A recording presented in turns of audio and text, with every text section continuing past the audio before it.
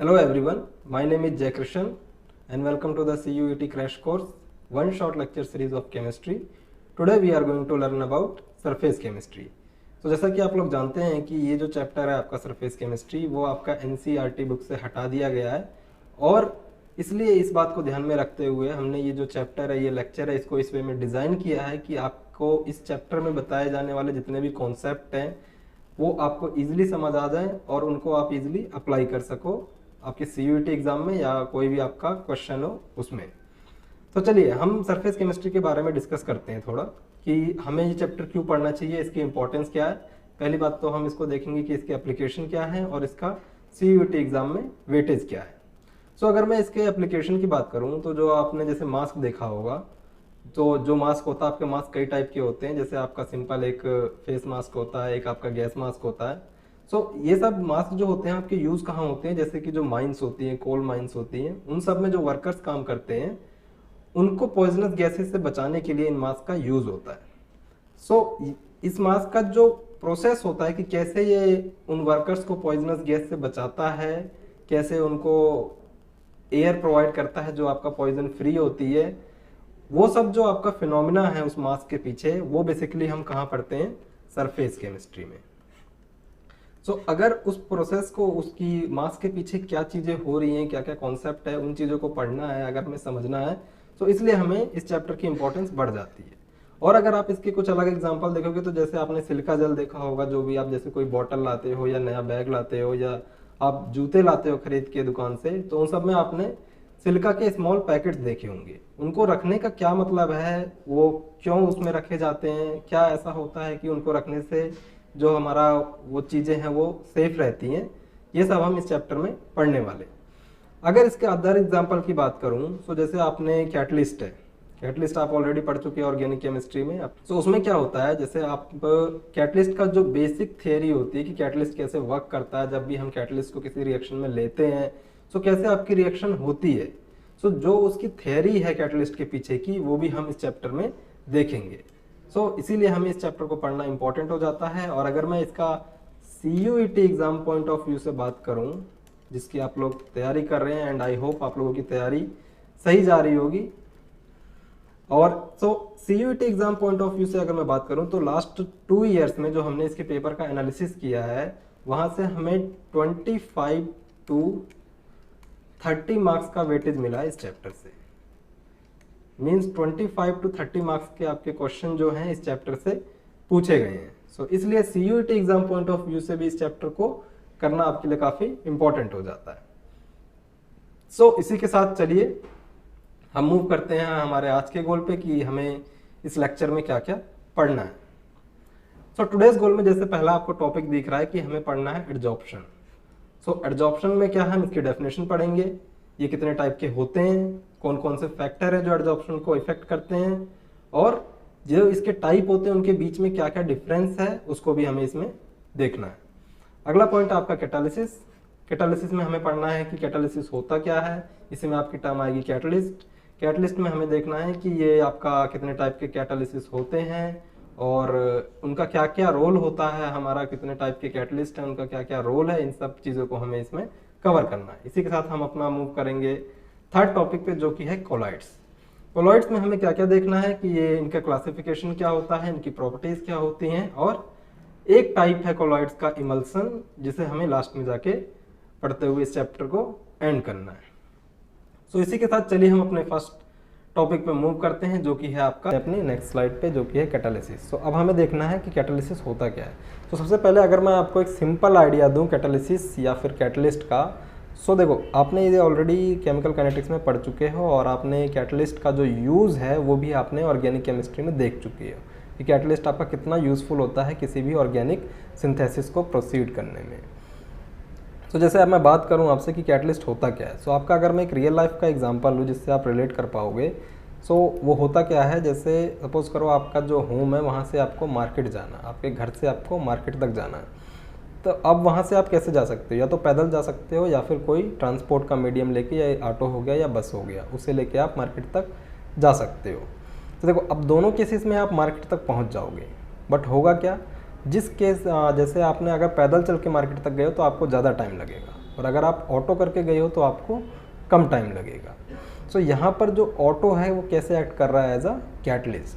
Same ऐसा ही reaction में भी होता है कि अगर हम रिएक्शन को विदाउट कैटलिस्ट कराते हैं तो वो ज़्यादा टाइम लेगा प्रोडक्ट तक कन्वर्ट होने में, और अगर वही रिएक्शन हम कैटलिस्ट की प्रेजेंस में कराते हैं तो वो आपका जो रेट ऑफ रिएक्शन है वो फास्ट हो जाता है और वो कम टाइम में ही रिएक्टेंट प्रोडक्ट में कन्वर्ट हो जाता है। सो आइए अब इसकी डेफिनेशन देखते हैं। कैटालिसिस, इसमें हमें क्या क्या पढ़ना है, कैटलिस्ट एंड कैटालिसिस। सो अभी मैंने आपको डिफाइन कर दिया है कि कैटलिस्ट का एक एग्जांपल दिया। अब इसकी डेफिनेशन देखते हैं कि सब्सटेंसेस विच एक्सेलरेट द, क्या करते हैं, accelerate the rate of chemical reaction and themselves remain chemically and quantitatively unchanged। कि केमिकल रिएक्शन के रेट को तो फास्ट करते हैं बट खुद ना तो वो केमिकली चेंज होते हैं और ना ही क्वांटिटेटिवली चेंज होते हैं। क्वांटिटेटिवली मतलब उनका कोई भी अमाउंट कंज्यूम नहीं होता रिएक्शन में। अगर हमने 5 ग्राम कैटलिस्ट यूज़ किया रिएक्शन में तो हमें कंप्लीट रिएक्शन होने के बाद भी वो कैटलिस्ट 5 ग्राम ही मिलेगा। Are known as catalyst. So इन सब्सटेंस को हम कैटलिस्ट बोलते हैं और ये जो फिनोमिना है इसे हम कैटालिसिस बोलते हैं। एग्जांपल की बात करें तो जैसे आपका ये है conversion of sulphur dioxide two sulphur trioxide. ये जो हमने नाइट्रिक एसिड की प्रेजेंस में कराया है। सो यहाँ पर नाइट्रिक एसिड कैसे एक्ट कर रहा है एज अ कैटलिस्ट। सो इसके बाद हम नेक्स्ट पॉइंट देखते हैं जो कि है आपका प्रमोटर्स। प्रमोटर्स कैसे एक्ट करेगा आपका, जैसे मान लो प्रमोटर्स क्या करते हैं, जो कैटलिस्ट की एक्टिविटी को एनहेंस कर देते हैं, मीन्स उसकी एक्टिविटी बढ़ा देते हैं। जैसे मैंने ऑटो का एग्जांपल लिया था, तो सपोज करो अगर ऑटो की मेंटेनेंस प्रॉपर है, उसमें जो है सर्विसिंग उसकी टाइम टू टाइम हो रही है, तो सर्विसिंग कैसे एक्ट करेगा, वो ऑटो को कंप्लीट मतलब अच्छे से ड्राइव करने में हेल्प करेगा। अगर सपोज करो ये सर्विसिंग ख़राब है तो ऑटो जल्दी ख़राब होगा और उसका जो जल्दी पहुँचाने का मार्केट तक का जो टारगेट है वो और बढ़ जाएगा और टाइम लेगा। तो ऐसे प्रमोटर्स भी होते हैं जो आपका कैटलिस्ट की एक्टिविटी को एनहेंस करते हैं। मीन्स कैटलिस्ट के साथ अगर हम इसे यूज़ करते हैं, सो सपोज करो अगर मैं आपको एग्जांपल लूँ, सो कोई रिएक्शन जो थी आपकी कैटलिस्ट में विदाउट प्रमोटर की प्रेजेंस में अगर वो 10 मिनट में हो रही थी, सो अगर हमने प्रमोटर्स यूज़ कर लिया तो सेम वही रिएक्शन आपकी 7 मिनट में हो जाएगी या 6 मिनट में हो जाएगी। तो वही एग्जांपल दिया गया यहाँ पे मॉलिब्डेनम का। मॉलिब्डेनम जैसे ये हेबर सिंथेसिस है आपका, जहाँ पर नाइट्रोजन और हाइड्रोजन से हम अमोनिया कन्वर्ट कर रहे हैं। सो यहाँ पर जो आपका Fe है ये क्या एक्ट कर रहा है एज अ कैटलिस्ट, और जो आपका मॉलिब्डेनम है ये कैसे एक्ट कर रहा है, प्रमोटर। अब प्रमोटर आया तो इसका अपोजिट भी एक चीज़ होता है जिसे हम पॉइजन बोलते हैं। पॉइजन क्या होते हैं, ये डिक्रीज करते हैं एक्टिविटी ऑफ कैटलिस्ट को। जैसे हमने यहाँ पर देखा था कि ये हमारा 10 से 6 या 7 मिनट में रिएक्शन कर रहे थे अगर प्रमोटर, तो अगर कोई पॉइजन आ गया तो वो कैटलिस्ट की एक्टिविटी को डिक्रीज करके, मान लो जैसे पहले वो रिएक्शन अगर 10 मिनट में हो रही थी, तो वो रिएक्शन अब कितने मिनट में होगी, 12 या उसे 13 मिनट लगेगा।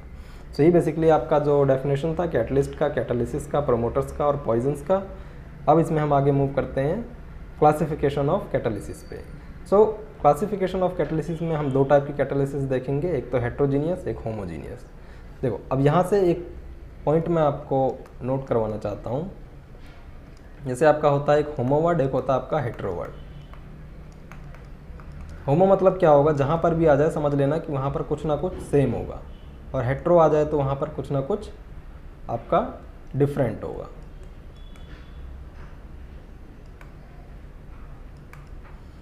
अब हम इनके डेफिनेशन पे जाते हैं कि when the reactants and catalyst are in same phase. Same word आ चुका है। फेज का मतलब हुआ उनके स्टेट की बात कर रहे हैं, मैटर ऑफ स्टेट, जैसे सॉलिड है, लिक्विड है या गैस है। The process is said to be homogeneous catalysis. कि अब देखो इसमें होमो आ गया था, मतलब क्या था कि वो जो कैटलिस्ट और रिएक्टेंट थे वो उनको सेम फेज में होना था, तभी वो आपका होमोजीनियस कैटालिस्ट होगा। सो जैसे रिएक्टेंट एंड कैटलिस्ट जो है आपके सेम फेज में है, इसीलिए हमने इस प्रोसेस को क्या बोला, होमोजीनियस कैटालिसिस। ये आपका एग्जांपल है, जैसे देखोगे यहाँ पर ये रिएक्टेंट है टोटल। सो रिएक्टेंट आपका यहाँ पे क्या है, लिक्विड में प्रेजेंट है। सो कैटलिस्ट भी आपका किस फेज में है, लिक्विड में ही है। सो इसलिए ये जो एग्जाम्पल हुआ है, किसका एग्जाम्पल हुआ, होमोजीनियस कैटालिसिस का। नेक्स्ट पॉइंट पे आते हैं हम, हेट्रोजीनियस कैटालिसिस। हेट्रोजीनियस कैटालिसिस में क्या होगा कि जो कैटालिटिक प्रोसेस होगा, अब इसमें क्या होगा, रिएक्टेंट और कैटलिस्ट जो होंगे वो दोनों डिफरेंट फेज में होंगे। तो वही बताया गया है कि इसमें आर इन डिफरेंट फेज, कि आपके जो रिएक्टेंट हैं और कैटलिस्ट हैं वो क्या है, डिफरेंट फेज में है, तो इसे हम हेट्रोजीनियस कैटालिसिस बोलेंगे। और यहाँ पर जैसे sulphur dioxide two sulphur try oxide का कन्वर्जन लिया गया है। यहाँ पर देखेंगे आप तो रिएक्टेंट आपका किस में है, गैसियस फेज में है, और जो कैटलिस्ट है वो आपका सॉलिड फेज में, तो इसलिए आपका किसका एग्जाम्पल हो गया, हेट्रोजीनियस कैटालिसिस का। अब इसके बाद हम बात करते हैं कैटालिसिस कैसे आपका वर्क करता है, इसके पीछे थियरी क्या है, क्या क्या प्रोसेस होते हैं आपका जब भी कैटलिस्ट का कोई भी प्रोसेस होता है conversion to of reactant to product. So adsorption theory of heterogeneous catalysis में जो आपका इसमें क्वेश्चन आ सकता है वो आपका आ सकता है कि जो ये थियरी बेस्ड है वो आपका किस पे बेस्ड है, इंटरमीडिएट फॉर्मेशन पे, इंटरमीडिएट फॉर्मेशन। सो अब वही हम इसमें देखते हैं कि कैसे कैसे क्या प्रोसेस होता है। यहाँ पर आप देखोगे कि ये जो आपको ब्लू डायग्राम दिखाया गया है ये आपका बेसिकली किसको रिप्रेजेंट कर रहा है, कैटलिस्ट को। और कैटलिस्ट के पास क्या होती हैं, फ्री वैलेंसीज होती हैं, जिसकी वजह से कैटलिस्ट के पास क्या होता है, एक्टिव साइट होती है, और उन्हीं एक्टिव साइट से आपका रिएक्टिव मॉलिक्यूल जाके बाइंड करता है। सो यहाँ पर जो आपका कैटलिस्ट है इसके पास एक्टिव साइट है, जो एक्टिव साइट क्या हेल्प करेगी रिएक्टेंट मॉलिक्यूल्स को बाइंड करने में। तो अब देखो यहाँ पर जैसे हमने ये रिएक्शन कराई तो सबसे पहले क्या होगा, ये जो आपके रिएक्टिंग मॉलिक्यूल है ये कैटलिस्ट के ऊपर जाके क्या करेंगे, एड्जॉर्ब करेंगे। और एड्जॉर्प्शन में हमने क्या पढ़ा था, दो टाइप का होता है, एक फिजिकल और एक केमिकल। तो यहाँ पर आप आइडिया लगा सकते हो कि आपका किस टाइप का एड्जॉर्प्शन होगा, फिजिकल होगा या केमिकल होगा। सो बेसिकली आप यहाँ देख रहे होगे तो जो कैटलिस्ट है और रिएक्टिंग मॉलिक्यूल है उनके बीच में क्या हो रहा है, बॉन्ड फॉर्मेशन हो रहा है। और बॉन्ड फॉर्मेशन किस केस में हुआ था, केमिसॉर्प्शन के केस में। तो यहाँ से हम वही देखते हैं, अब देखो यहाँ पे बॉन्ड फॉर्मेशन हो गया, ये एक स्टेप हुआ। इसके बाद क्या होता है, अब ये जो बॉन्ड फॉर्मेशन हुआ है रिएक्टिव मॉलिक्यूल्स का कैटलिस्ट के साथ हुआ है, नेक्स्ट स्टेप में ये क्या करेंगे, अपने साथ एक दूसरे के साथ बॉन्ड बनाएंगे। सो वही यहाँ पर शो किया गया है कि ये जो बॉन्ड बन रहा है किसके बीच में बन रहा है, रिएक्टिंग मॉलिक्यूल्स के बीच में बॉन्ड बन रहा है। सो यहाँ से ये हमें क्या मिल गया, इंटरमीडिएट। जो इसके बाद नेक्स्ट स्टेप होगा वो डिजॉर्प्शन ऑफ मॉलिक्यूल होगा, जो भी अब यहाँ से प्रोडक्ट जो मिलेगा कंप्लीट इसका डिजॉर्प्शन हो जाएगा, और कैटलिस्ट हमें बाद में एज इट इज़ रिकवर हो जाएगा, जो आगे फर्दर नेक्स्ट साइकिल में यूज़ होगा। सो बेसिकली यही था आपका कैसे आपका रिएक्टेंट से प्रोडक्ट में कन्वर्जन होता है यूजिंग कैटलिस्ट। अब हम कुछ इंपॉर्टेंट फीचर्स देखते हैं, जैसे आपका सॉलिड कैटलिस्ट हो गया, इसमें हमें इसका देखना है, दो फीचर्स देखने, एक तो एक्टिविटी हो गई, एक सेलेक्टिविटी हो गई। हालांकि वर्ड से ही आप थोड़ा बहुत आइडिया लगा सकते हो कि एक्टिविटी का मतलब है कि कोई कैटलिस्ट कितना एफिशिएंट है रिएक्टेंट से प्रोडक्ट कन्वर्ट करने में, और सेलेक्टिविटी का मतलब हो जाएगा आपका कि कोई कैटलिस्ट कितना सेलेक्टिव है। सेलेक्टिव का मतलब क्या होगा, सपोज करो एक रिएक्शन है, आपके एक ही टाइप के रिएक्टेंट मॉलिक्यूल्स हैं, और डिफरेंट कैटलिस्ट हम अगर चेंज करते हैं तो हमें डिफरेंट प्रोडक्ट मिलते हैं। तो उसी का मतलब हो गया कि एक ही रिएक्टेंट, एक ही टाइप के रिएक्टेंट मॉलिक्यूल से डिफरेंट प्रोडक्ट देने की जो सेलेक्टिविटी होती है उसे ही हम बोलते हैं कैटलिस्ट की सेलेक्टिविटी। तो चलिए ये देखते हैं कि एक्टिविटी क्या हम कैसे डिफाइन करते हैं, कि effectiveness of a catalyst relies heavily on how strongly it chemically binds with the reactant. The reactant needs to bind firmly enough to activate, but not so firmly that they block other reactants from joining. यहाँ पर क्या बताया गया है कि effectiveness of catalyst इस बात पे डिपेंड करती है, इस बात पे रिलाई करती है कि कितना स्ट्रांगली वो आपके रिएक्टेंट के साथ बाइंड करता है, और वो बाइंडिंग ऐसी होनी चाहिए कि after forming bond between reactants, जो हमने पीछे देखा था कि बिटवीन ए एंड बी, वो उस जगह से उस कैटलिस्ट को लीव कर दें और दूसरे रिएक्टेंट मॉलिक्यूल्स के लिए एक्टिव साइट प्रोवाइड करें।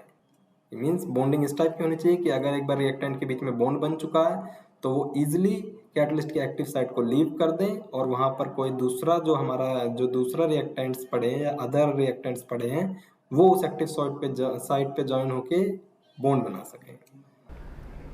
देखो अब सेलेक्टिविटी की बात करते हैं। सेलेक्टिविटी में वही देखना है कि हमें सेलेक्टिविटी ऑफ कैटलिस्ट क्या बताती है, कि ability to direct a reaction to yield a particular product. वही आपका एक टाइप का कोई रिएक्टेंट मॉलिक्यूल है, उससे हम कितने टाइप के particular product using different catalyst बना सकते हैं, particular product selectively when under the same reaction condition many products are possible. क्योंकि एक ही रिएक्शन कंडीशन के अंदर अगर आपके काफ़ी सारे प्रोडक्ट्स पॉसिबल हैं, सो उनमें से हमें ये देख के कैटलिस्ट सेलेक्ट करना है कि हमें जो डिफरेंट डिज़ायर्ड प्रोडक्ट चाहिए वो कौन सा कैटलिस्ट दे रहा है, तो वो उसका सेलेक्टिविटी होगा कैटलिस्ट का। जैसे आप यहाँ एग्जांपल से बेटर समझ पाओगे, जैसे आप यहाँ देखोगे कि आपका CO है 3H2S, मतलब जो आपका रिएक्टेंट है तीनों ही रिएक्शन में वो क्या है, सेम है। बट यहाँ पर जैसे जैसे हमें डिफरेंट कैटलिस्ट यूज़ किए हैं तो हमें डिफरेंट प्रोडक्ट मिले। जैसे आपका ये मीथेन हो गया, ये आपका मिथनॉल हो गया, ये आपका फॉर्मल्डिहाइड हो गया। तो यही बेसिकली कैटलिस्ट की सेलेक्टिविटी होती है कि कोई कैटलिस्ट सेम रिएक्टेंट से कितने टाइप्स के प्रोडक्ट आपका मेजर प्रोडक्ट दे सकता है, वही उसकी सेलेक्टिविटी हो गई। सो नेक्स्ट स्लाइड पे मूव करते हैं हम, जो कि है आपका shape selective catalyst by zeolites की shape selective catalysis by zeolites. इसमें क्या पढ़ना है हमें, जैसा कि नाम से ही क्लियर है कि ये जो कैटलिस्ट है ये किस पे, इसकी जो सेलेक्टिविटी डिपेंड करेगी वो किस पे डिपेंड करेगी, शेप के ऊपर। सो वही डेफिनेशन देखते हैं हम कि catalytic reaction that depends upon the pore structure of the catalyst and size of the reactant and product molecules is called shape selective catalyst.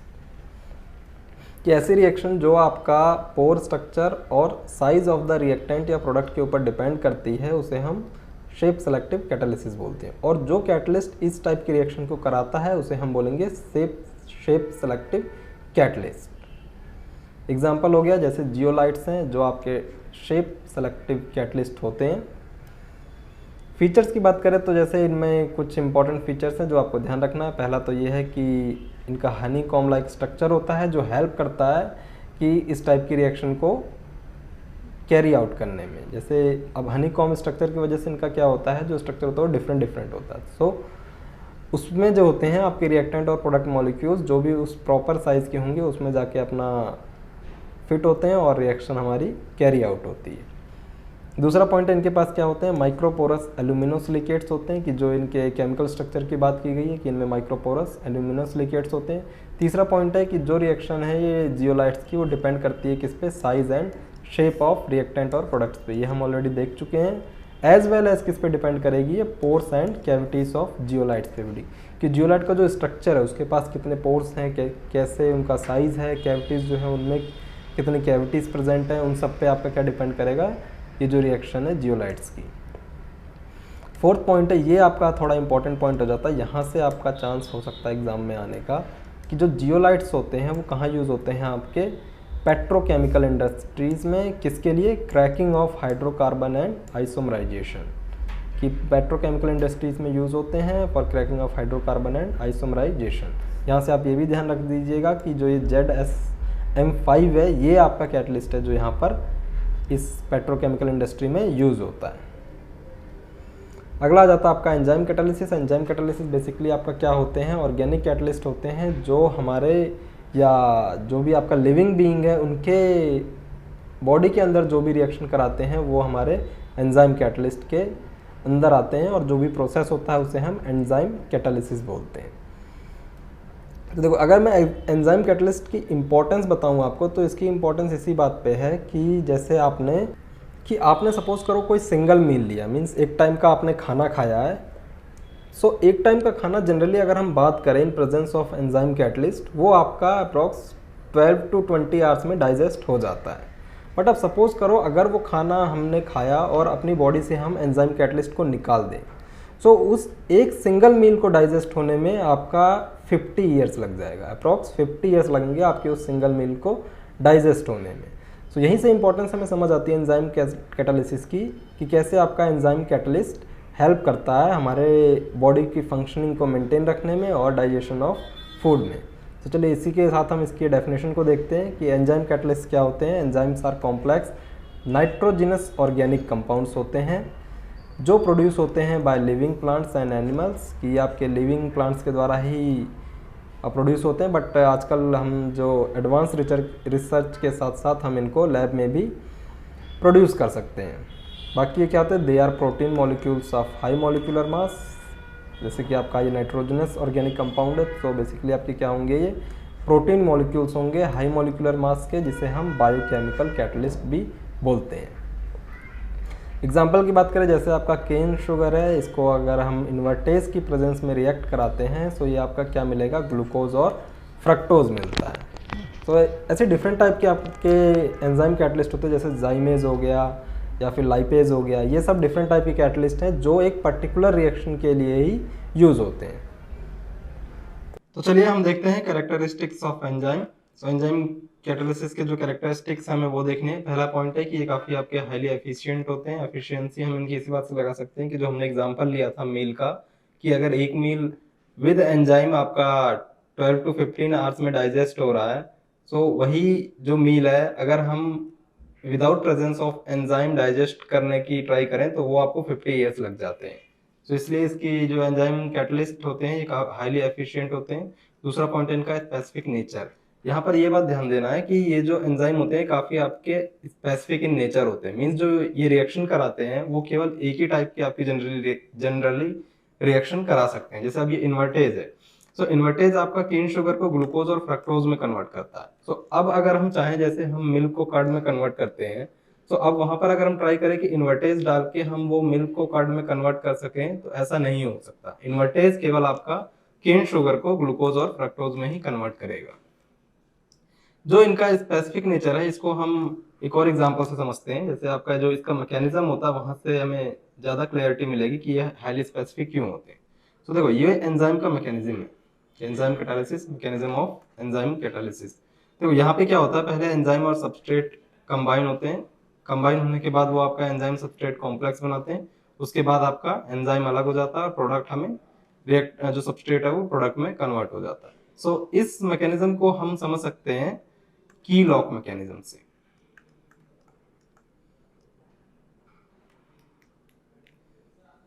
की लॉक मैकेनिज्म देखो जैसे कि होता है हमारे जो घरों में लॉक होता है उसमें क्या होता है कि वो जो लॉक है केवल जो उसकी चाबी है उसी से खुल सकता है। ऑल्दो अगर हम मास्टर की बात नहीं कर रहे हैं तो जो लॉक है आपका केवल एक स्पेसिफिक की से ही खुलेगा। वैसे ही जो एंजाइम और सबस्ट्रेट का मैकेनिज्म है वो भी आपका की लॉक मैकेनिज्म फॉलो करता है। जैसे यहाँ पर देखिए सबस्ट्रेट है, ये सबस्ट्रेट के स्ट्रक्चर पे एंजाइम के लिए एक एक्टिव साइट है, ठीक है। तो यहाँ पे जो एंजाइम होगा अगर वो उसका जो स्ट्रक्चर है वो इस टाइप का है जो आपका सबस्ट्रेट के ऊपर है तो वही एंजाइम जाके केवल यहाँ पे फिट होगा। अब दूसरा कोई एंजाइम आया जिसका स्ट्रक्चर यहाँ पर सबस्ट्रेट के स्ट्रक्चर जो एक्टिव साइट है उससे मैच नहीं कर रहा है तो वो एंजाइम आपका वहां पे जाके फिट नहीं होगा और वो फर्दर रिएक्शन को कैरी आउट नहीं कर पाएगा। तो इसीलिए देखिए ये आपका एंजाइम है जिसका एक स्पेसिफिक स्ट्रक्चर होगा, सबस्ट्रेट है जिसके एक्टिव साइट पे एंजाइम के लिए स्पेसिफिक स्ट्रक्चर रहेगा। जब दोनों जो स्ट्रक्चर दोनों के सेम है एंजाइम और सबस्ट्रेट के, जब वो आपके कंबाइन होंगे यहाँ पे सो वो हमें क्या देंगे, एंजाइम सबस्ट्रेट कॉम्प्लेक्स। इसके बाद जो आपका एंजाइम सबस्ट्रेट कॉम्प्लेक्स बनता है फिर आपका सबस्ट्रेट जो है वो प्रोडक्ट में कन्वर्ट हो जाता है और एंजाइम आपका हमें दोबारा रिकवर हो जाता है, वो आगे फर्दर सबस्ट्रेट को प्रोडक्ट में कन्वर्ट करता है। इसीलिए जो आपके एंजाइम होते हैं वो काफी हाईली एफिशिएंट होते हैं। यहाँ हमने इसका मैकेनिज्म भी डिस्कस कर लिया।